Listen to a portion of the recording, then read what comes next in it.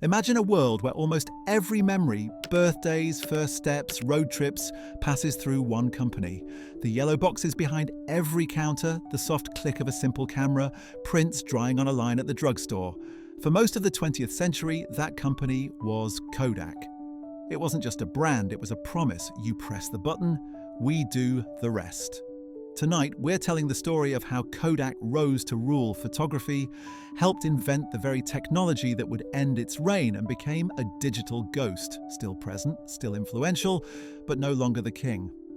Let's rewind to the 1880s. Photography is a chemistry set.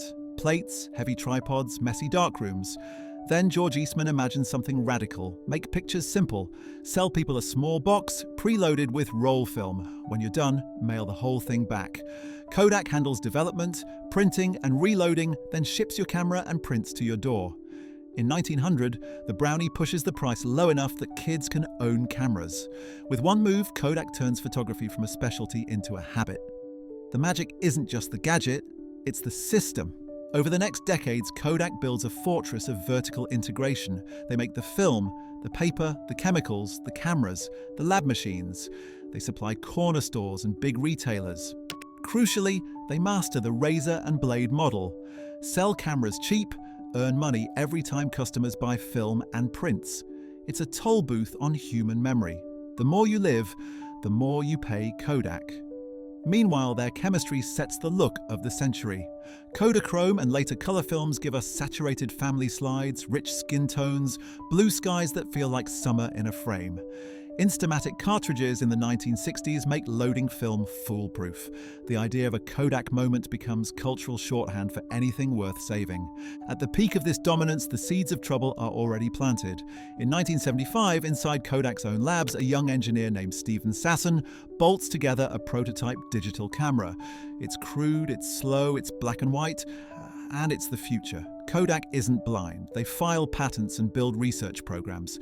But the math is brutal. Their profits come from film and prints, consumables. A good digital camera threatens that beautiful loop. So Kodak faces a classic innovator's dilemma. Do you cannibalize the golden goose now to own the next era, or defend it and hope the future arrives gently? The 1980s and 1990s refused to be gentle. On one side, Japanese competitors, Fujifilm most of all, attack Kodak's strongholds with aggressive pricing, lean manufacturing, and rising quality. On the other, digital imaging leaks out of labs into scanners, point-and-shoots, and early computer screens.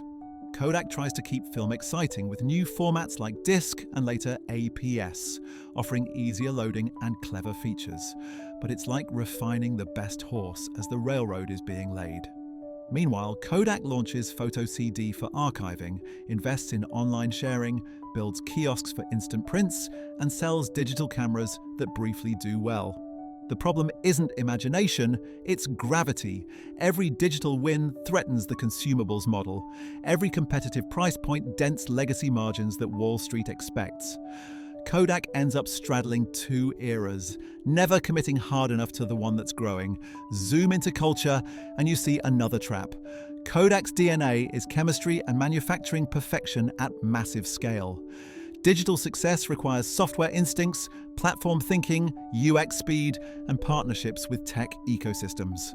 Kodak does hire and buy those skills, but the budget power lives with leaders who grew up coating film. They measure success in rolls sold and prints processed. Digital players measure it in users, uploads, and network effects. By the early 2000s, cheap digital cameras erode film demand. Home printers and retail kiosks let you print only a few favorites. Online albums replace shoeboxes. And then, the earthquake, camera phones. A camera in your pocket paired with instant sharing doesn't just beat film on quality, it rewires behavior. The ritual of drop-off, wait, pick up, and flip through glossy prints collapses into shoot, look, post, move on. The engine that made Kodak rich, the recurring purchase of film and processing, has no equal in the new loop.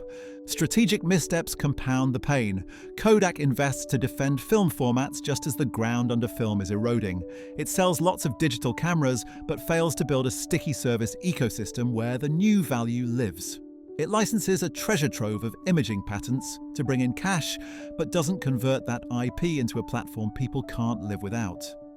Inside the company, smart teams build promising products that die on the vine because competing priorities and short-term financial targets starve them of oxygen. Branding adds one more headwind. Kodak stands for warmth, family, and permanence. Digital rewards speed, experimentation, and sometimes cold utility.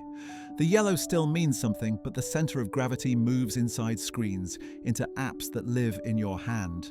By the late 2000s, the numbers turn unforgiving. Film sales collapse. Digital cameras are commodities, the old high-margin consumables vanish. Kodak closes factories, cuts jobs, sells divisions, and leans heavily on patent licensing. In 2012, it files for Chapter 11 bankruptcy protection in the US. For Rochester, the company town Kodak built, it's a civic shock. Streets named after founders, schools and parks funded by Kodak, neighborhoods designed for Kodak workers, all of it has to find new identities without the corporate parent. And yet, this is not a total death. After restructuring, Kodak re-emerges smaller, focused on commercial printing, packaging, motion picture film, and specialty materials.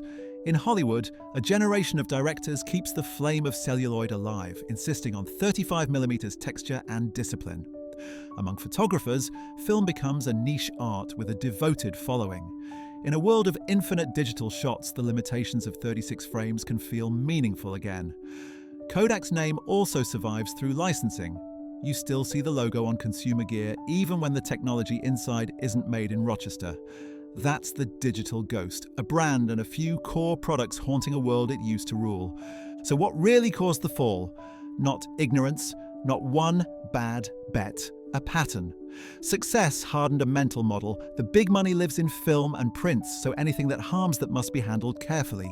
Structures and incentives optimized for yesterday's margins made it hard to invest aggressively in tomorrow's lower margin growth. Competitors with less to lose iterated faster.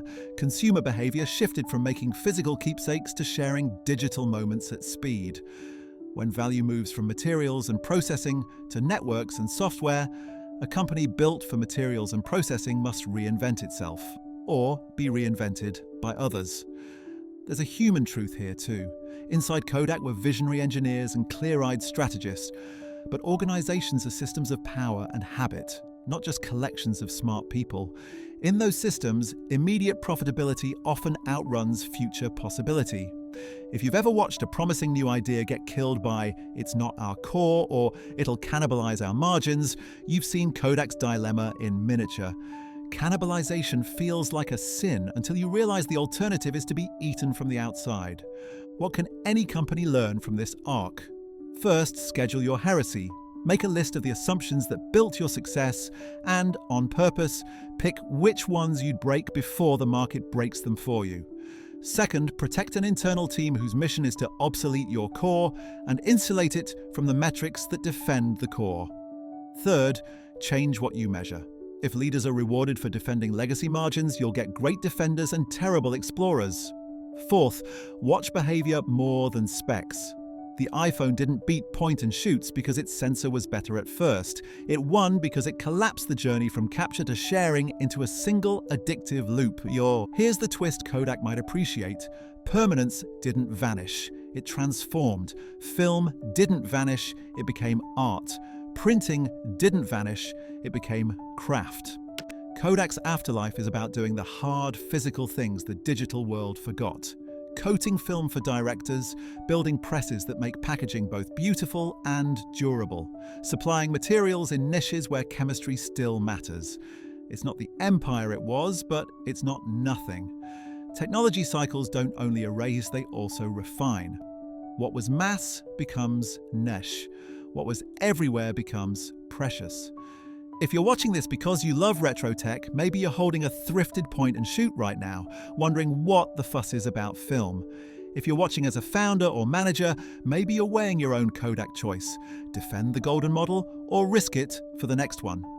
The right answer isn't binary, it's ambidexterity. Learn to harvest and plant at the same time. Kodak harvested brilliantly.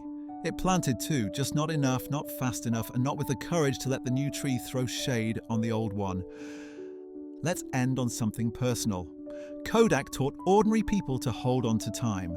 A baby's first steps, A wedding day, a dog in the backyard, turned into objects that sit in shoeboxes and frames, resisting the delete key. In the digital flood, our images multiply but evaporate faster. Feeds scroll by. Apps die. Hard drives get lost. There's something about a Kodak print, faded, warm, a little bent, that anchors a life in a way a swipe can't. The company that helped the world keep memories couldn't keep its own dominance, but the memories it enabled still do their quiet work. That's the rise and fall and afterlife of Kodak.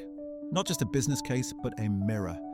Which of today's untouchable tools feels as inevitable as film once did? Which of your own habits needs a little heresy? Thanks for watching Past and Present. If you want more sharp, honest stories about the tech and culture that shaped us, subscribe, drop a comment with your own Kodak moment, and we'll see you in the next episode, already developing.